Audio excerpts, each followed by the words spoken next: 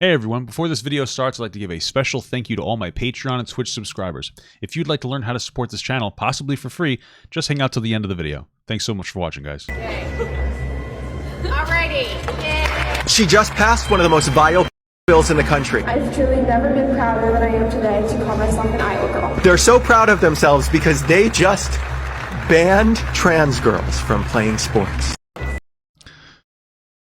Let's take a look. Iowa Governor Kim Reynolds has signed a law that bans transgender girls and women in the state from competing in sports according to their gender identity. The measure applies to public and private K-12 schools and community colleges, as well as colleges and universities affiliated with the NCAA and the NAIA. The law backers say it's necessary to ensure fair competition. I mean, I agree. Although research has disputed this, shut the fuck up. Opponents call it discriminatory attempt to sideline transgender students who they say make up a small fraction of athletes in the state and do not pose the competitive threat that sports claim. They do, though. So listen, I agree with it, bro. I agree with it. I don't know what you want me to tell you. Like, I agree. I'm fine. Listen, it's unfortunate because it's not nice. It's not nice. There's probably a lot of trans women and girls that are just trying to live their best life, and I can respect that, and I feel terrible. But then at the same time, like, there are going to be biological advantages. It's just the fact of the matter. They do pose like a biological advantage here. I'm sorry. It's just the absolute truth. You know, first and foremost, a lot of kids in schools that are like sub 16, they're not even on some kind of hormone, so they're just socially transitioned. So I don't think that it's fair to have like somebody who may be saying they're a girl, they might be presenting as a girl, but they are biologically a boy without any hormones or anything. Like, yeah, that's clearly unfair. And then moving on, like, even if you go on hormones, you know, you still maintain a biological advantage. Now, the one difference would be like, hey, my kid is a trans girl and I put him on hormone blockers. I'm not comfortable with that idea, but if you never went through a male puberty, which I think most of it really comes from, then fine, you can play sports. But outside of that, I think it's totally fine. Most of the statistics that say that there's no advantage to being a trans woman are massively out of context. I know that there's one statistical thing they were saying like, oh, we tested. This is what they did. It was really stupid. They tested a bunch of trans women. And on like, I think it was like aerobic sports, like bicycling or something. Is that right? I don't know. Is that the right word for it? Aerobic? Am I saying aerobic? I don't know. Anyway, and what they found was that these trans women were like 5% worse than cisgender women, which to you signals like, wow, I guess trans women don't have a biological advantage. The thing is that they tested regular trans women versus top tier cisgender women athletes, and people don't look at this in the correct framing, and it's something that we need to understand. Like, listen, this is what people are afraid of more than anything else in the competitive setting.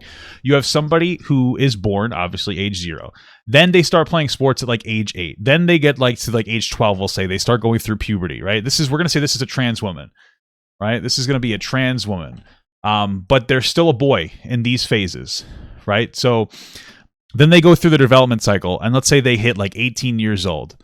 And when this whole thing, they're a trans woman and they might be identifying, but in this entire thing, they're still going through like a male puberty. So they are like physically male, if that makes sense. And then after that, they go through 18, and then like it continues on down here. And then like, okay, they go on and they transition. And like, let's say that they're 20 now and they've successfully transitioned to whatever you'd want to say.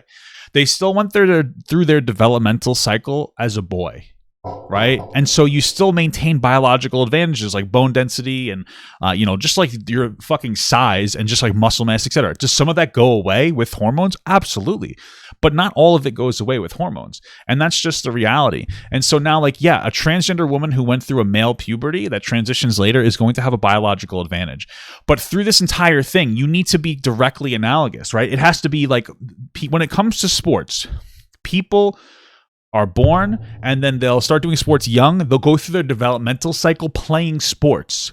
There's a difference between somebody who's not like an athlete up until they hit 20 and start cycling versus somebody who's been cycling since they've been 12, because your body will adapt to the stressors that you put on them.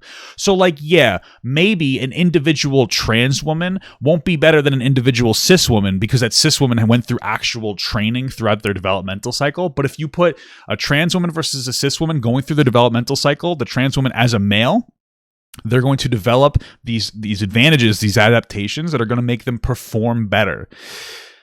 So that's how people are being disanalogous. What they're doing is they're taking top tier cisgender female athletes and they're saying, well, look at these mid-tier trans woman athletes. These mid-tier trans women can't compete with these top tier cisgender women. So, hey, we win the argument.